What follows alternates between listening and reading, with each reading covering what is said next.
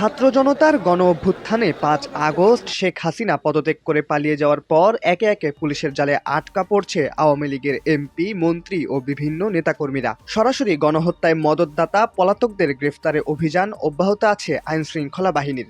এরই ধারাবাহিকতায় এবার আটক হলো সাবেক মৎস্য ও প্রাণী সম্পদ মন্ত্রী আব্দুল লতিফ বিশ্বাস। তবে তার বিরুদ্ধে রয়েছে একটি ভিন্ন অভিযোগ।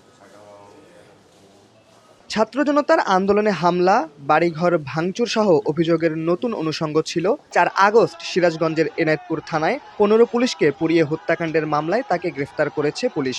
৫ জানুয়ারি দুপুরে তাকে আটকের পর সন্ধ্যায় হাজির করা হয় আদালতে। এ সময় বিচারক তাকে কারাগারে পাঠানোর নির্দেশ দেন।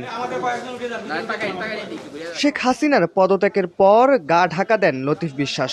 পুলিশকে পুড়িয়ে মারার ঘটনায় ২৭ আগস্ট এনায়েতপুর থানার উপপরিদর্শক আব্দুল মালেক বাদী হয়ে আওয়ামী লীগের ৪ নেতার নাম উল্লেখ করে হত্যা মামলাটি দায়ের করেন। এরপর থেকে আসামিদের গ্রেফতারে চলে পুলিশি অভিযান। রোববার দুপুরে বেলকুচি পৌর এলাকার কামারপাড়ার একটি বাসা থেকে আব্দুল লতিফকে আটক করে যৌথ বাহিনী।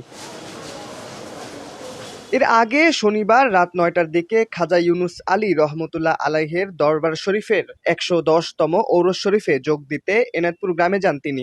সেখান থেকেই মূলত তার অবস্থান অনুসরণ করা হয়। দৈনিক ডেস্টিনি ডেস্ক রিপোর্ট।